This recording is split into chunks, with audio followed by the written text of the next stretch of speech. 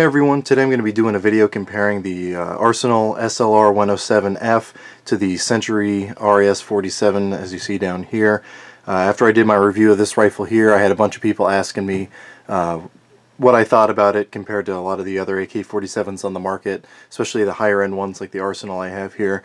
So I figured I'd do a quick video kind of laying out the similarities and the differences and letting you guys know if I think that paying twice as much for an AK is really worth it. So I hope you get something out of this, and I appreciate you watching.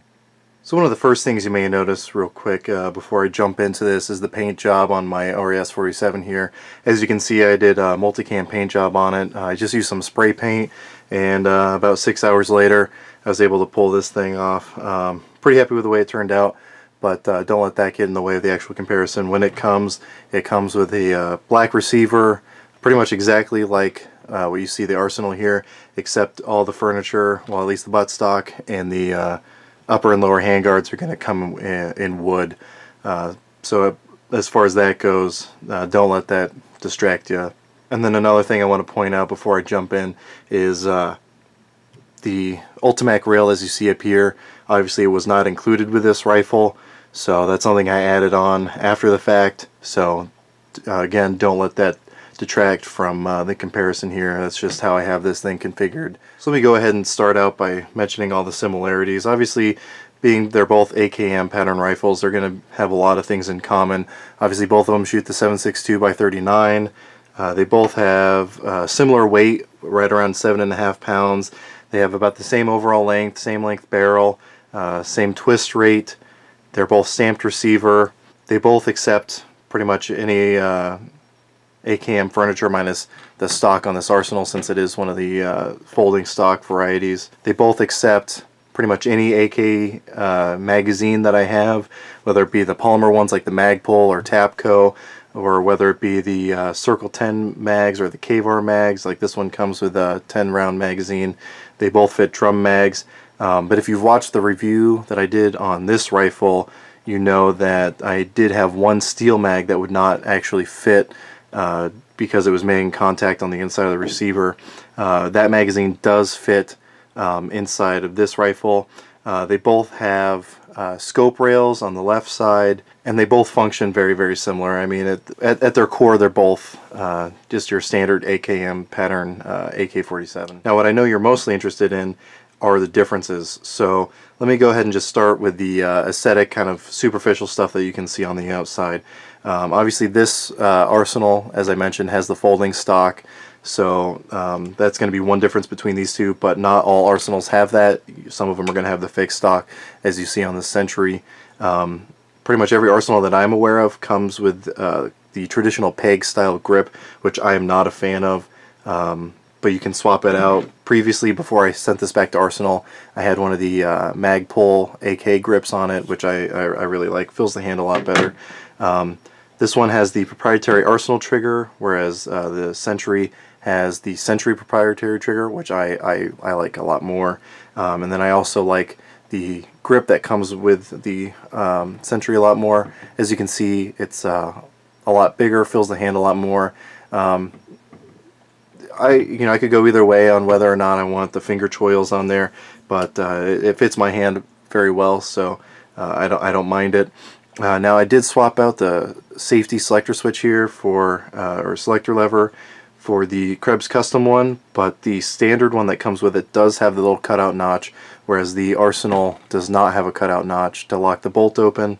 The magazine release on the Century is one of the oversized magazine releases, which helps with actuation, whereas the Arsenal is just the standard kind of straight down magazine release, if you can see a little better that way. So as far as the trigger, the grip, and the magazine release, I really like what Century did with the RAS 47 here, kind of keeping it, at least with the magazine release, the same as the Century C39s. So moving forward, as far as the differences go, the Arsenal, I believe, has a chrome-lined barrel, whereas the Century is 100% black nitride coated. You know, there's been a lot of claims as to whether or not it's better to be chrome-lined or not. According to Century, the black nitride coating both makes all the steel a lot stronger and makes the barrel more accurate.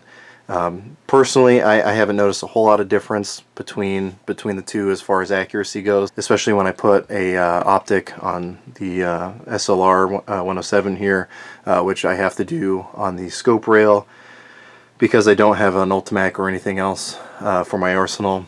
And now moving forward on the differences here, you can see that the Century has a 45-degree gas block, whereas the Arsenal has the 90-degree gas block. I know a lot of people seem to prefer that. It doesn't make a huge difference for me. I understand the pros and cons that people claim, but I honestly don't notice a whole lot of difference myself. And then, as you can see also, other than just the fact that it has a different muzzle device included, the Arsenal has a different thread pattern. It's different from most AKMs.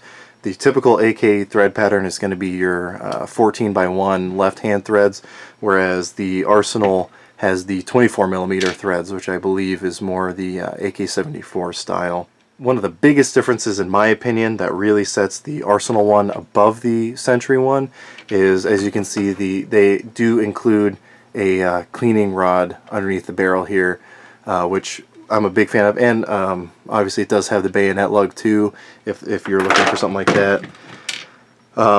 As you can see, the Century not only doesn't come with a cleaning rod, but it doesn't give you any opportunity to attach a cleaning rod.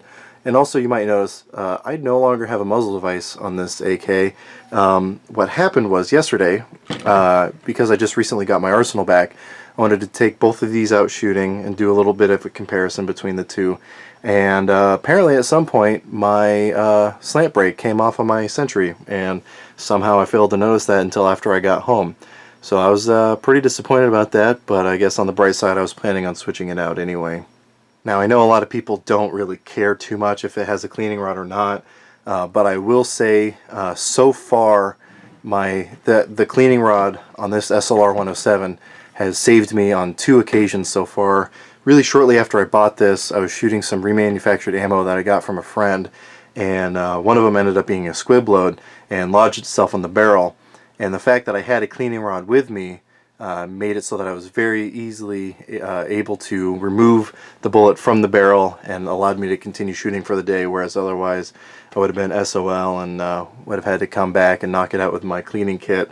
And then just yesterday, when I was shooting my Tavor, again, as some of you may know from my other videos, the range that I go to requires that you have a chamber flag in your gun when it's not in use, or when you're carrying it to and from your case.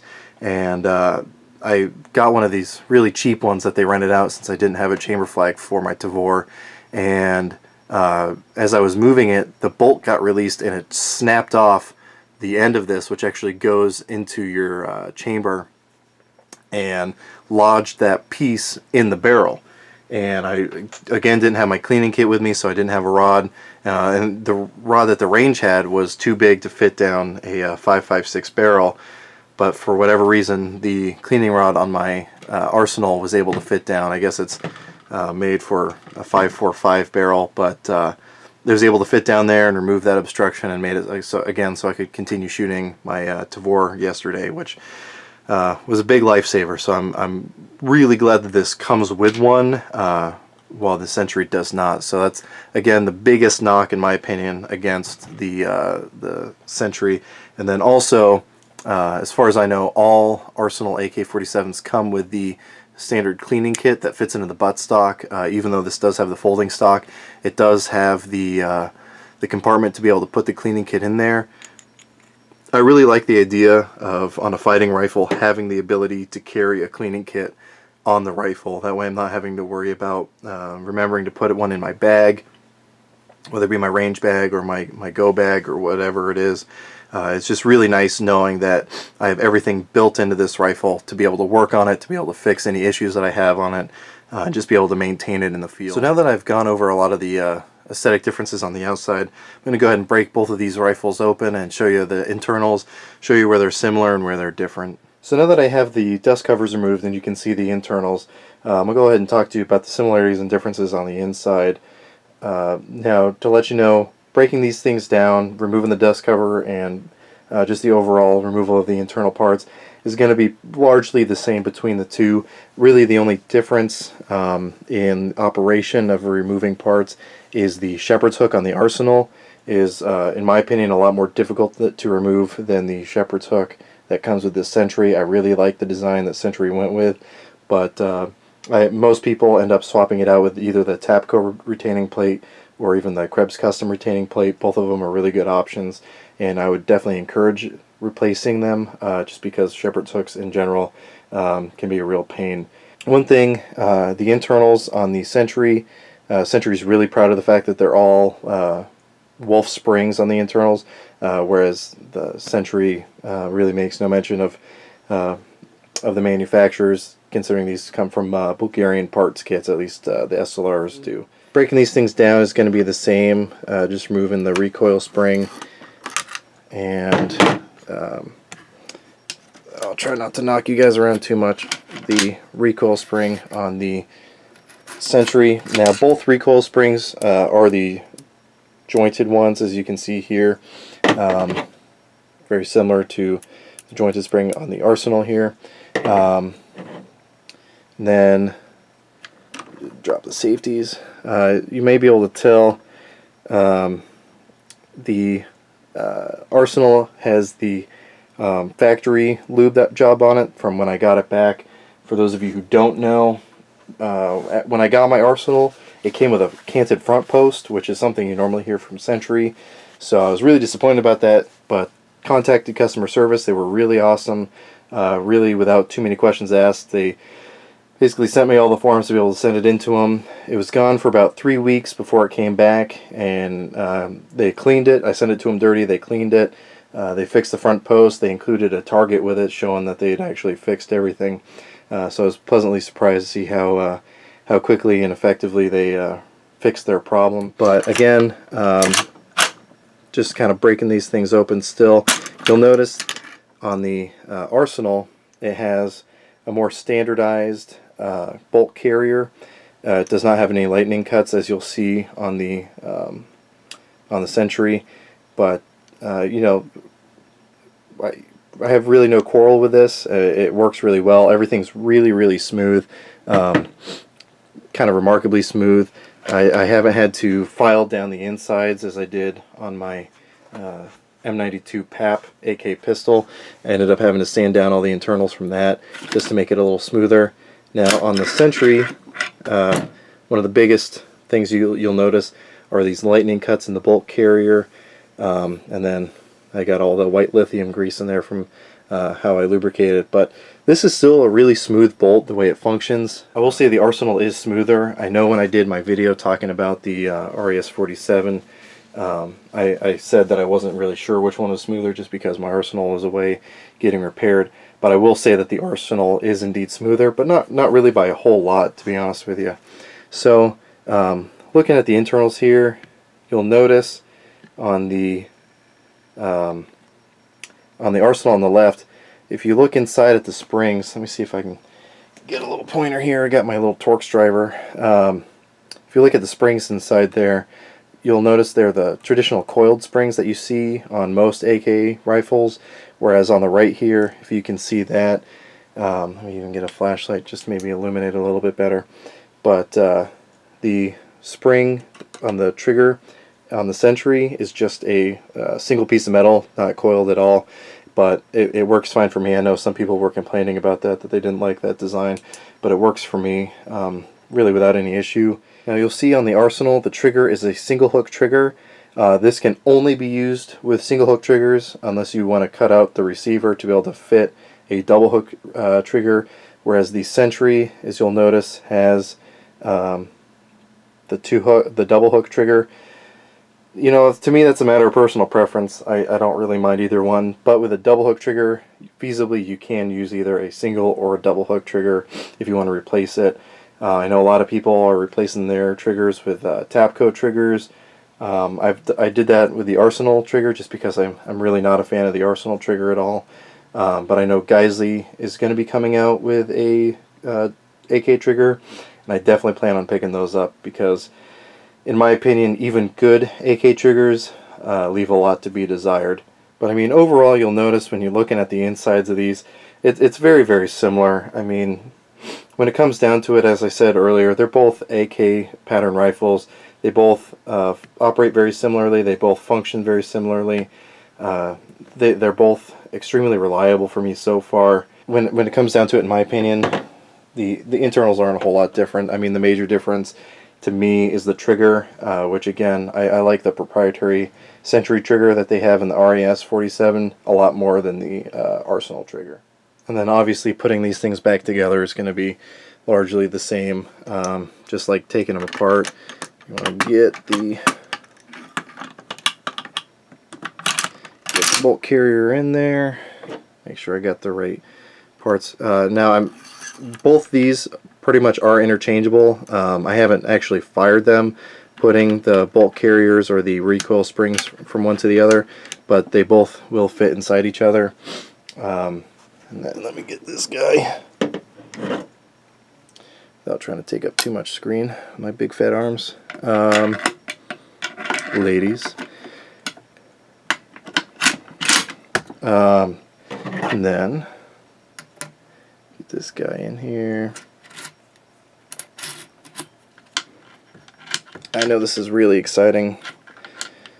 I will say that the recoil spring on the Century definitely feels a lot, I don't know, stronger, if that's the correct term to use, but definitely has a lot more force on it.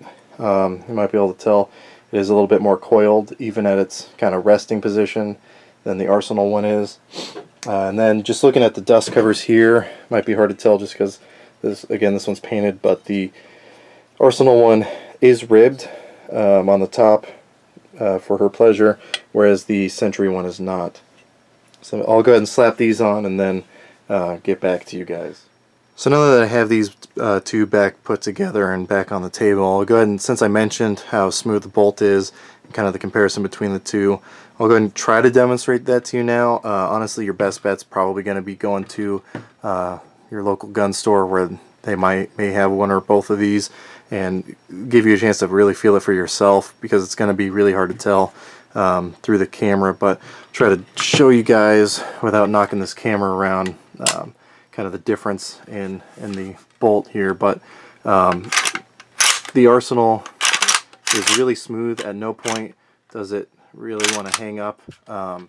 It'll always go back, and then even with the hammer down,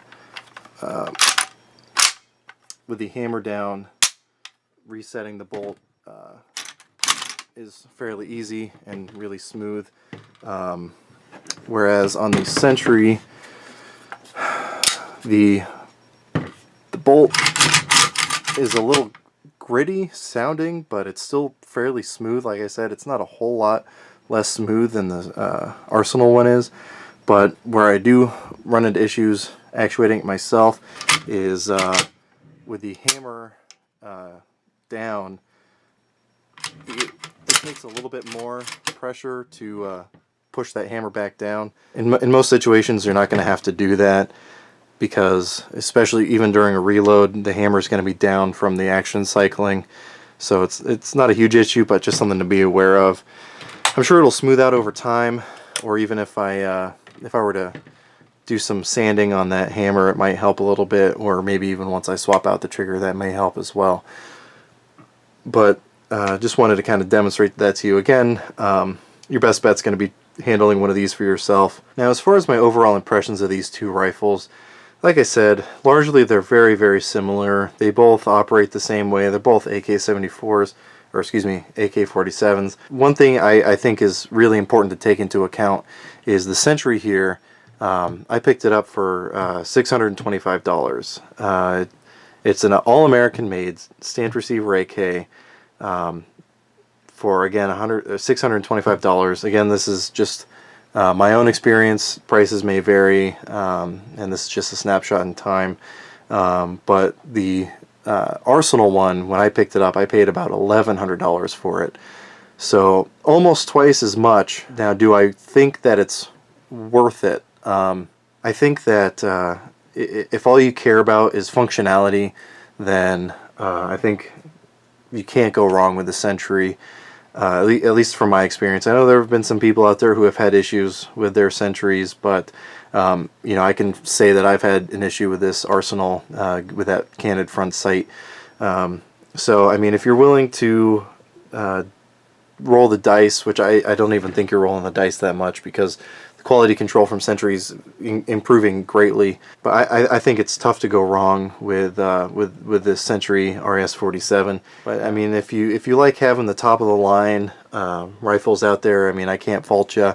I have a BCM AR-15 just because I wanted something that has a good name behind it. Then, you know, I think you can't go wrong with the Arsenal either. If you know, money is no issue, then yeah, absolutely go for the Arsenal. I mean, while they both function similarly, I think you'll probably get a little bit more pride and ownership of an Arsenal over a Century. I mean, it's a lot nicer to be able to tell your friends, or when you go to the range, to tell your buddies if you want to look cool. It's probably nicer to pull an Arsenal out of your range bag than it is a Century. But I can honestly say I've really fallen in love with this RAS 47. I mean, minus the issue I have with the one magazine and then shooting off the muzzle brake, which was pretty disappointing. This thing has just been working really well. I mean, both of these have been 100% reliable. They both functioned awesome.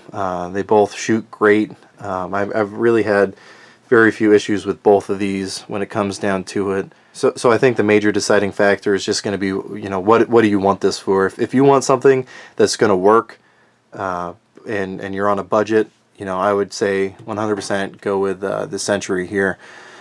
But, you know, if money's no object and you like having stuff that's top of the line, then, you know, go ahead and go for the Arsenal.